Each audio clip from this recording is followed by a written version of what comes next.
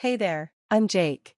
So, I'm 28, working as an accountant in a tiny cubicle and living in a small apartment. It's not exactly glamorous. My older brother, Tim, on the other hand, has always had the perfect life. He was the football captain, prom king, you name it. Growing up, it was always about Tim. I was just the kid buried in books, trying not to fade into the background.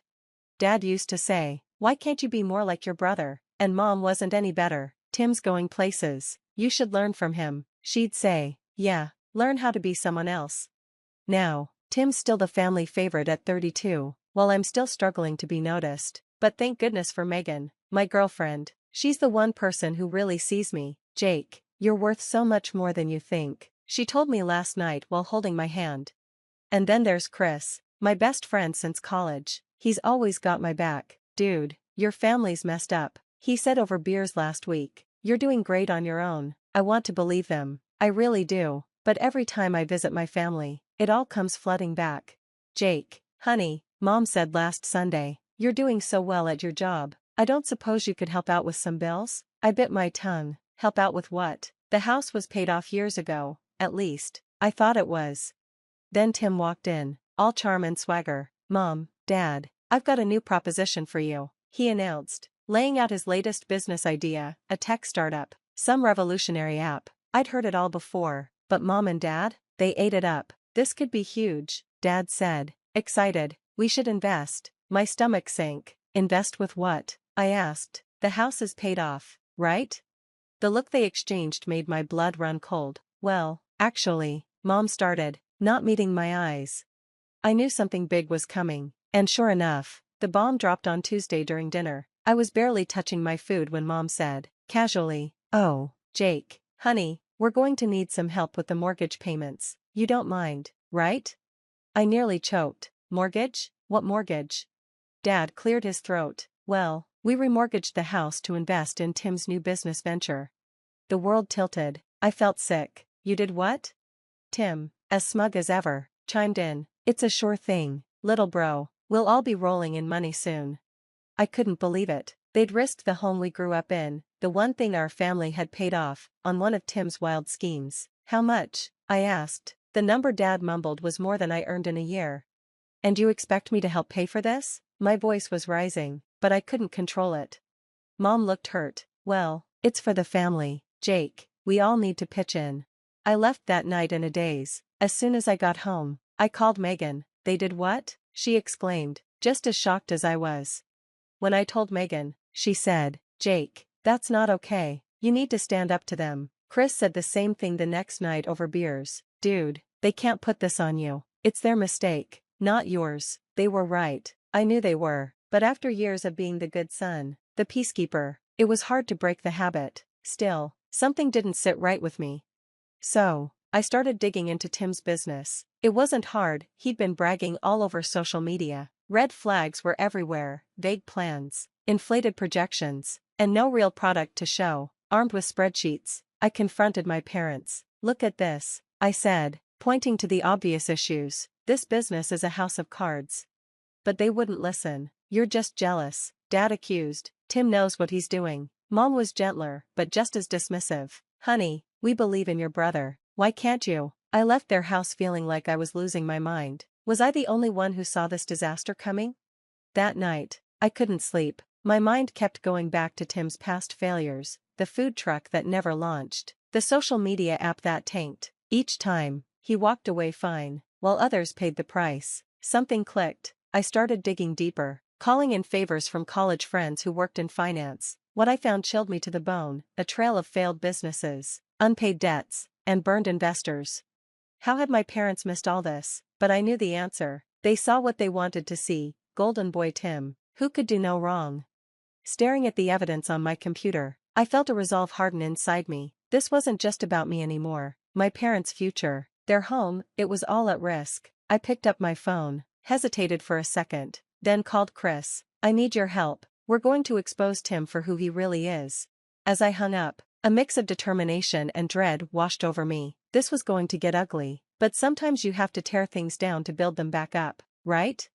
Little did I know, the real storm was just beginning. Chris and I spent weeks burning the midnight oil, digging into Tim's business like our lives depended on it, and in a way, they did. One night, Chris pointed at his laptop. "Dude, look at this. These numbers don't add up. It's like he's pulling revenue out of thin air." I leaned in, feeling a pit form in my stomach. "Can we prove it?" Chris nodded grimly. "With some more digging, yeah, we can nail him." The deeper we went, the worse it got. Fake invoices, shell companies, money disappearing into offshore accounts. Tim's business wasn't just shady, it was a complete fraud, and my parents' future was balancing on top of it. I felt sick. My own brother, a criminal. "What are you going to do?" Megan asked one night, concern on her face. I ran my hands through my hair, torn. "I don't know. If I expose him, it'll destroy my parents, but if I don't, they could lose everything," she finished softly.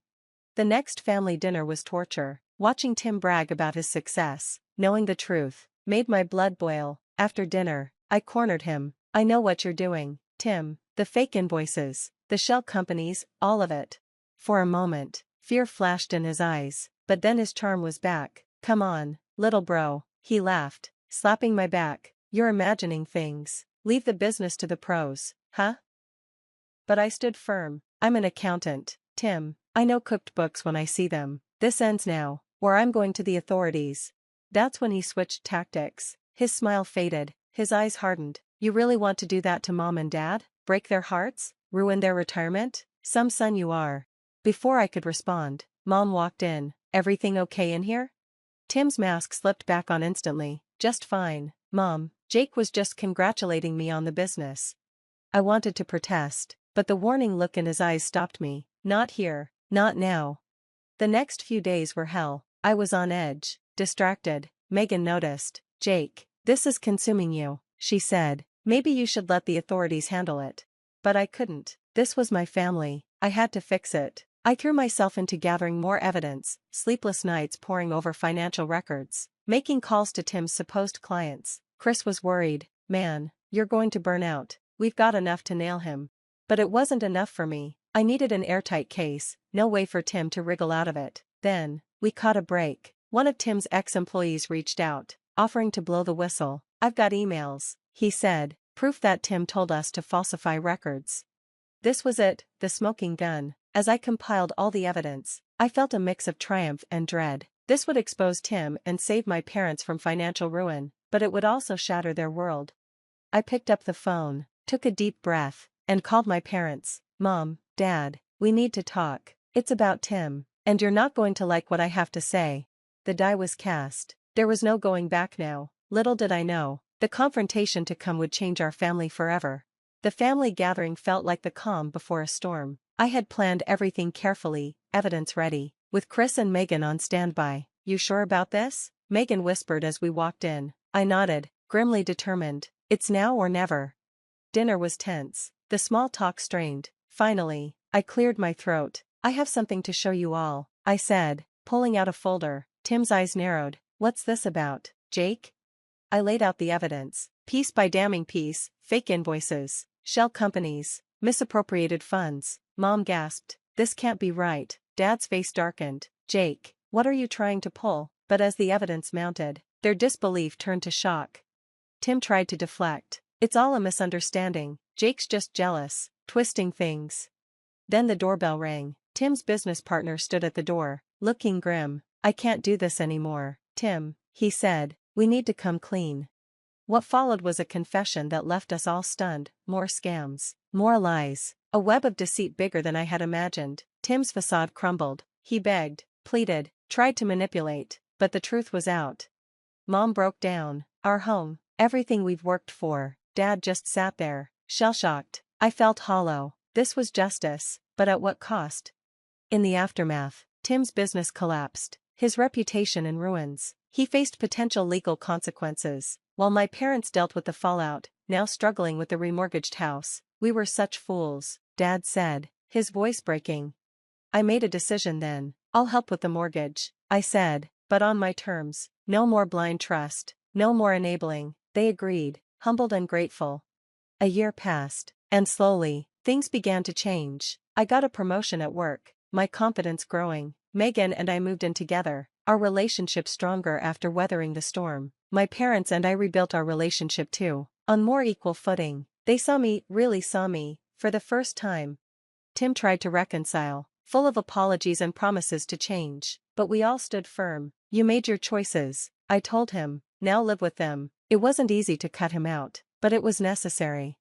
As I sit here now, reflecting on everything, I realize how much I've grown. I found my voice and stood up for what was right, even when it was hard. I'm proud of you, Megan says, squeezing my hand. I smile, feeling at peace. I'm proud of me too. The road wasn't easy, but it led me here, to self-respect, healthy relationships, and a life built on honesty and integrity. Tim's actions had consequences, as they should. My parents learned a hard lesson about blind faith and favoritism. And me? I learned that sometimes being the good son means doing the hard thing, the right thing, even when it hurts.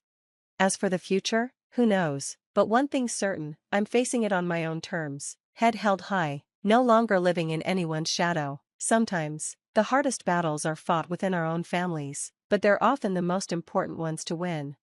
And that's the end of Jake's journey, from overlooked son to family savior. Now, here's a question for you. If you were in Jake's position, would you have exposed Tim's fraudulent activities, knowing it could potentially destroy your family's relationships and financial stability? Or would you have stayed quiet to keep the peace?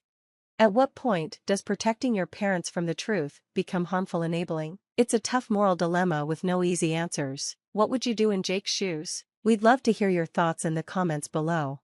If Jake's story of standing up to toxic family dynamics resonated with you, don't forget to hit the like button. And if you want more stories of personal growth and justice, be sure to subscribe to our channel. Your support helps us share more of these important stories. Thanks for watching, and we can't wait to hear your thoughts on this challenging situation.